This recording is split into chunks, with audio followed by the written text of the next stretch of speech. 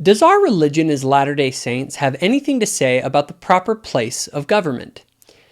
If law is ultimately about justice, then it stands to reason that our church has a lot to say, because our church has a lot to say about the nature of justice. While it is true that the church officially takes a politically neutral stance in relation to specific political parties, it would be crazy to think that the church is neutral as to what constitutes justice and injustice in society. But I think before we can even get into what constitutes the just use of government, we first need to understand the nature of government, because only then can we come to a clear idea about the proper role of government. In 1968, then apostle and future president of the church, Ezra Taft Benson, gave an address on this very topic. Now please note, I want you to listen carefully to the arguments being made by Elder Benson. I am not convinced by Elder Benson's words because of his authority as an apostle, but rather because of how strong his arguments are and how well supported they are when considering our doctrine. Men in the public spotlight constantly are asked to express an opinion on a myriad of government proposals and projects. What do you think of TVA? What is your opinion of Medicare? How do you feel about urban renewal? The list is endless. All too often answers to these questions seem to be based not upon any solid principle, but upon the popularity of the specific government program in question.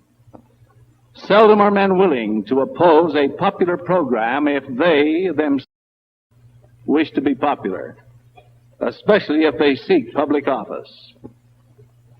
Such an approach to vital political questions of the day can only lead to public confusion and legislative chaos.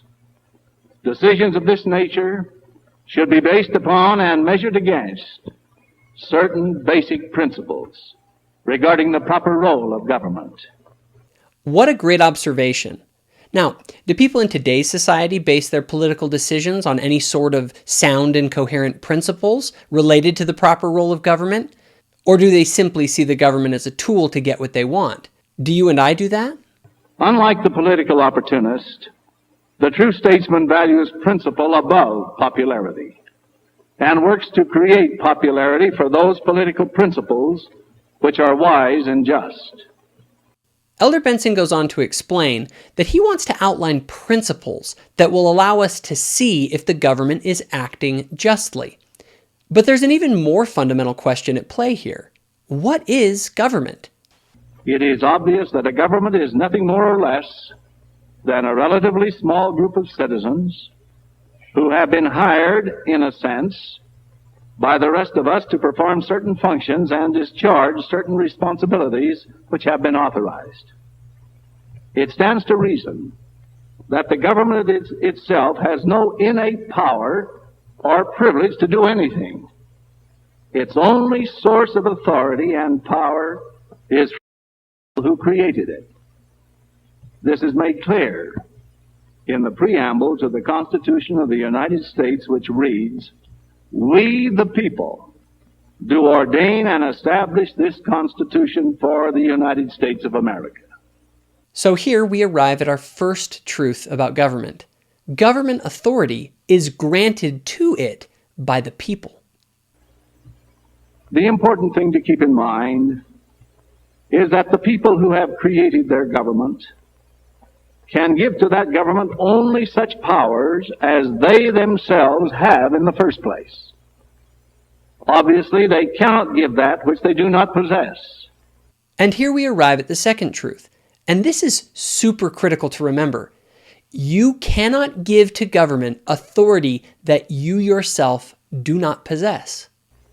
So the question boils down to this: what powers properly belong to each and every person in the absence of and prior to the establishment of any organized governmental form?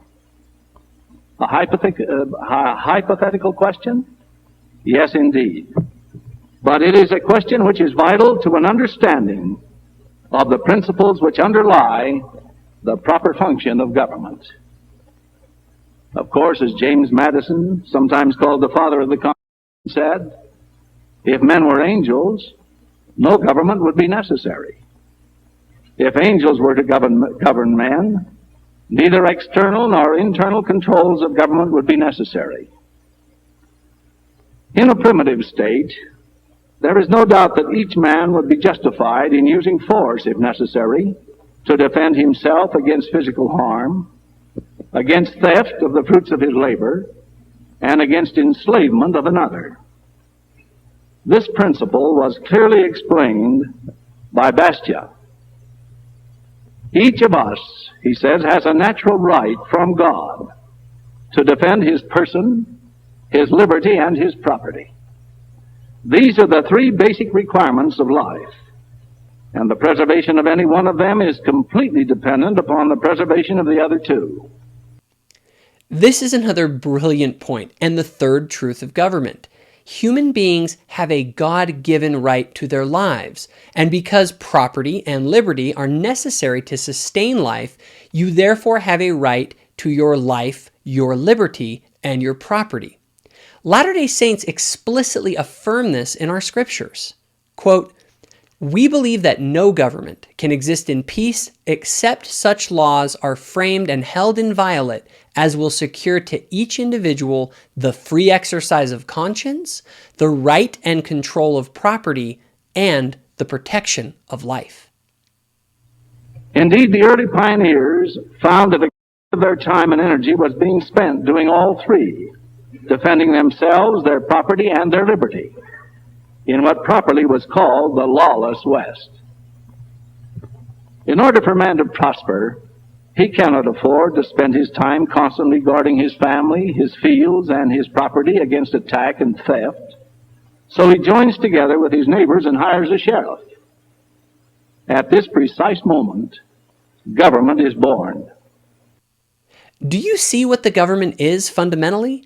Government is when we, as free people, come together and hire an agent who we give authority to do things that we have authority to do ourselves as individuals in order to protect our life, our liberty, and our property. The individual citizen delegates to the sheriff their unquestionable right to protect themselves. The sheriff now does for them only what they had a right to do for themselves, nothing more.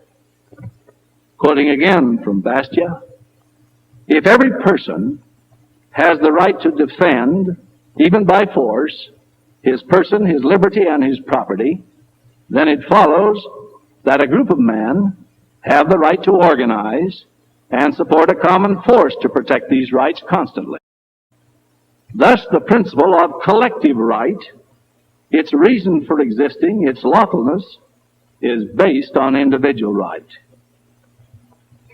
So far, so good. But now we come to the moment of truth. Suppose Pioneer A wants another horse for his wagon. He doesn't have the money to buy one, but since Pioneer B has an extra horse, he decides that he's entitled to share in his neighbor's good fortune. Is he entitled to take his neighbor's horse? Obviously not. If his neighbor wishes to give it or lend it, that is another question. But so long as Pioneer B wishes to keep his property, Pioneer A has no just claim to it. If A has no proper power to take B's property, can he delegate any such power to the sheriff? No. Even if everyone in the community desires that B give his extra horse to A, they have no right individually or collectively to force him to do it. Do you see how government can quickly change from an institution that protects rights to an institution that uses force to give special interest groups what they want? They cannot delegate a power they themselves do not have. This important principle was clearly understood and explained by John Locke nearly 300 years ago in these words: "For nobody can transfer to another more power than he has in himself, and nobody has an absolute arbitrary power over himself or over any other to destroy his own life or take away the life or property of another. This means, then, that the proper function of government is limited only to those spheres of activity within which the individual citizen has the right to act. Getting its just powers from the governed, government becomes primarily a mechanism for defense against bodily harm, theft, and involuntary servitude. It cannot claim the power to redistribute the wealth or first force reluctant citizens to perform acts of charity against their will. Government is created by man. No man possesses such power to delegate. Again, he is just nailing the second truth. A just government does not have unlimited authority or power, but is limited to only the things that an individual can justly do themselves if there was no government. In general terms, therefore, the proper role of government includes such defensive activities as maintaining national, military, and local police forces for protection against loss of life, loss of property, and loss of liberty at the hands of either foreign despots or domestic criminals. It also includes those powers necessarily incidental to the protective function, such as, 1, the maintenance of courts, where those charged with crime and where disputes between citizens may be impartially settled. And 2, the establishment of a monetary system and a standard of weights and measures, so that courts may render money judgments, taxing authorities may levy taxes, and citizens may have a uniform standard to use in their business dealings. My attitude toward government is succinctly expressed by the following provision taken from the Alabama Constitution: that the sole object and only legitimate end of government is to protect the citizen in the enjoyment of life, liberty, and property. And when the government assumes other functions, it is usurpation and oppression.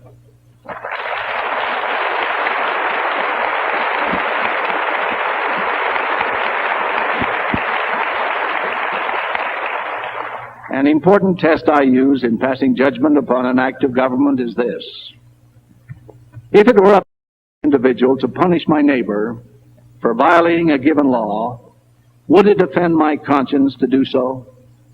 Since my conscience will never permit me to physically punish my fellow man unless he has done something evil, or unless he has failed to do something which I have a moral right to require of him to do, I will never knowingly authorize my agent, the government, to do this on my behalf.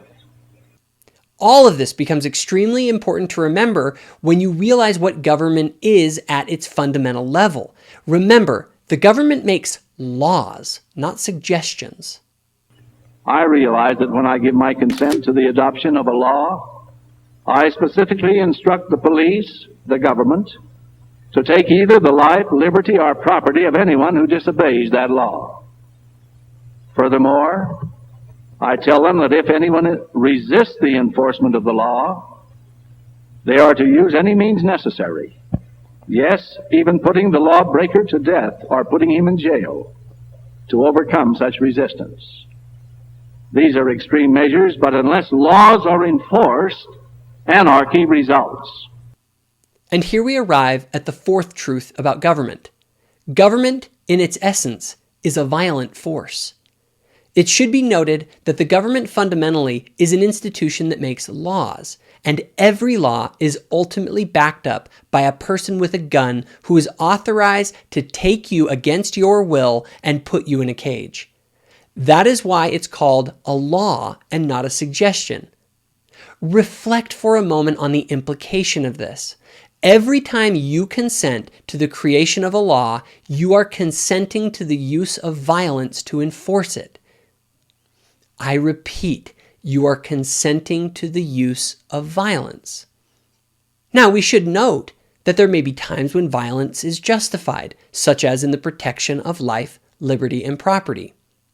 Now, perhaps you think that it sounds a bit extreme saying that the government is fundamentally about force, but if you think about it, it's totally true. Even a minor traffic infraction will result in a fine, and if a person does not pay that fine, additional fines may be levied. And eventually, yes, even for an unpaid speeding ticket, a man with a gun will come and take you against your will and put you in a cage, fully authorized to place their hands on you and physically harm you if necessary if you do not comply. The essence of civil government is law, and laws are not suggestions. They are backed by physical force and, if necessary, violence.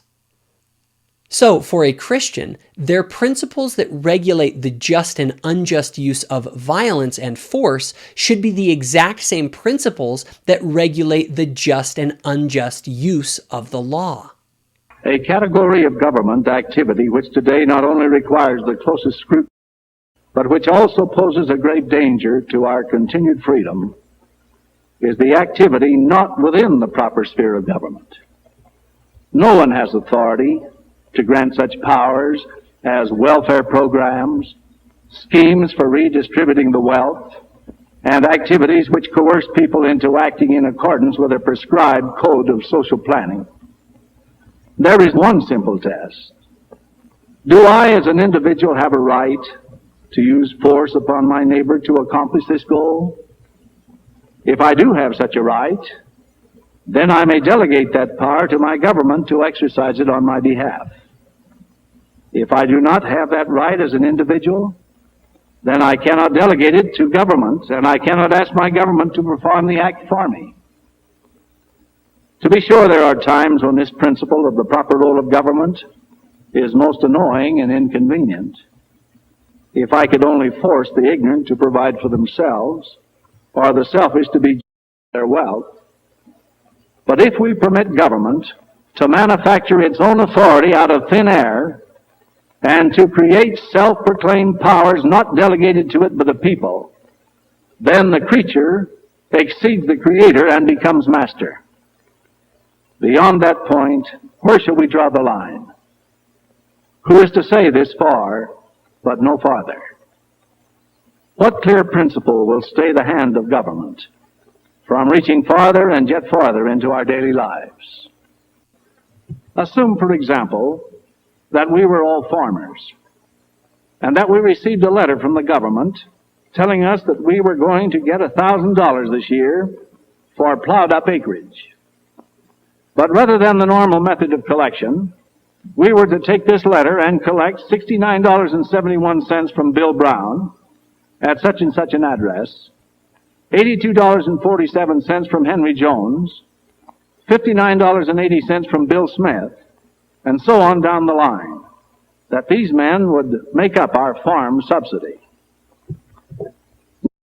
Nor would 99% of the farmers walk up and ring a man's doorbell, hold out a hand and say, "Give me what you've earned, even though I have not."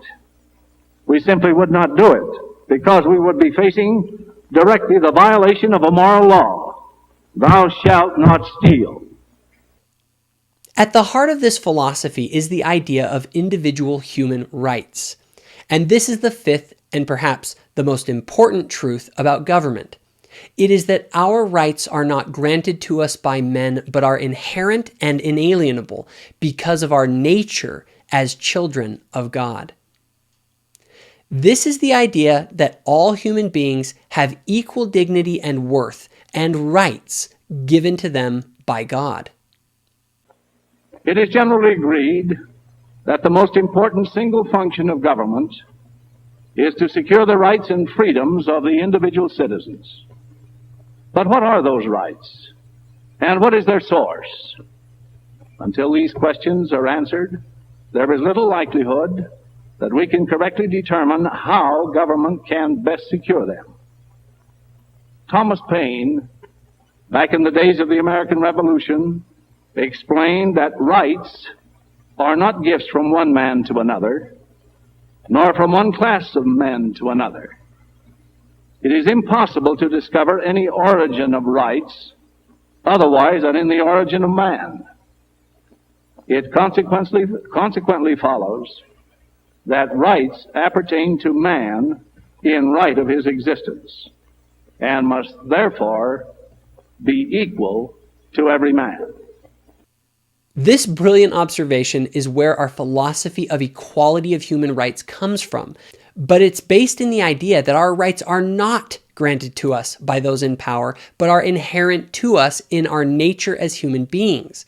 Thus, you have rights not because some government gave you those rights. You have those rights because you are a human being. The great Thomas Jefferson asked, "Can the liberties of a nation be thought secure? They have removed their only firm basis, a conviction in the minds of the people that these liberties are of the gift of God, that they are not to be violated but with his wrath." Starting at the foundation of the pyramid, let us first consider the origin of those freedoms we have come to know as human rights. There are only two possible sources. Rights are either God-given as part of the divine plan, or they are granted by government as part of a political plan. Reason, necessity, tradition, and religious convictions all lead me to accept the divine origin of these rights. If we accept the premise that human rights are granted by government, then we must be willing to accept the corollary that they can be denied by government.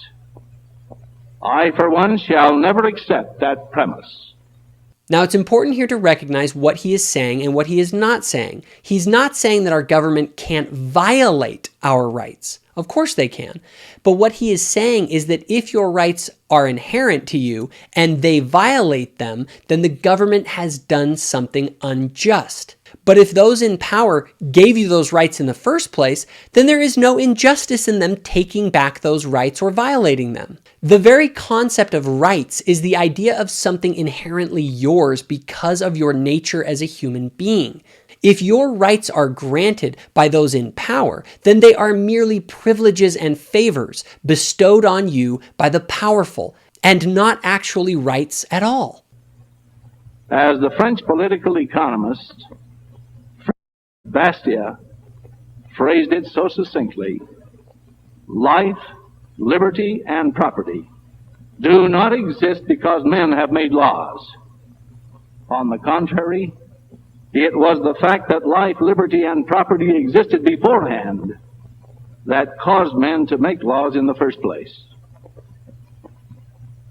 I support the doctrine of separation of church and state, as traditionally interpreted to prohibit the establishment of an official national religion. But I am opposed to the doctrine of separation of church and state as currently interpreted to divorce government from a formal recognition of God. Do you see why he said that? If we erase the notion of our rights coming from a higher power and eliminate the very notion of God as the fundamental source of our rights, then it is no longer in God we trust, and we no longer have rights, but merely privileges and favors granted to us by those in power. The current trend strikes a potentially fatal blow at the concept of the divine origin of our rights and unlocks the door for an easy entry of tyranny. If Americans should ever come to believe that their rights and freedoms are instituted among men by politicians and bureaucrats, then they will no longer carry the proud inheritance of their forefathers, but will grovel before their masters seeking favors and dispensations, a throwback to the feudal system of the Dark Ages. Ooh, that's really good stuff. Do you see the fundamentally different paradigm? The American ideal was based on the notion of human beings having inherent and inalienable rights rather than privileges granted to them by a king or whoever was in power. In the feudal system, people had no rights. The serfs and others would grovel before the tyrants in power so that they could be granted favors and privileges. Is that the world we want to go back to? Or will we maintain our dignity by upholding "in God we trust" as the only coherent source of inalienable rights? We must ever keep in mind the inspired words of Thomas Jefferson as found in the Declaration of Independence. We hold these truths to be self-evident, that all men are created equal, that they are endowed by their Creator with certain unalienable rights, that among these are life, liberty, and the pursuit of happiness, that to secure these rights, governments are instituted among men, deriving their just powers from the consent of the governed. Wow. Do you see how at the very heart of the American founding were these principles that Elder Benson is talking about? It was these principles that built this nation. It should also be noted that in many ways, these ideas burst into a world that wasn't ready for them. However, it was these ideas that planted the seeds that eventually grew into movements of social reformation, and these movements undermined pre-existing injustices and brought us out of the tyrannical social orders of past ages. The reality is that these principles are true principles, and that is why they should matter to Latter-day Saints. It is the truth that will set us free. And so, while there may be issues where genuine debate and disagreement can exist, for a Latter-day Saint, these true principles should frame that debate and should be the lens through which we all look as we approach political questions. Joseph Smith famously said, "I teach them true principles and let them govern themselves." Well, I submit to you that these are true principles. And so, while our church may be politically neutral when it comes to parties and candidates, it certainly is not neutral when it comes to matters of truth. So please keep these truths in mind as you explore political questions, and let me know in the comments if you think any of these principles are not true. I welcome the feedback. If you enjoyed this video, give it a like and hit the subscribe button. Also, if you want more content, including the podcast, go to thoughtful-faith.com. Thanks for watching.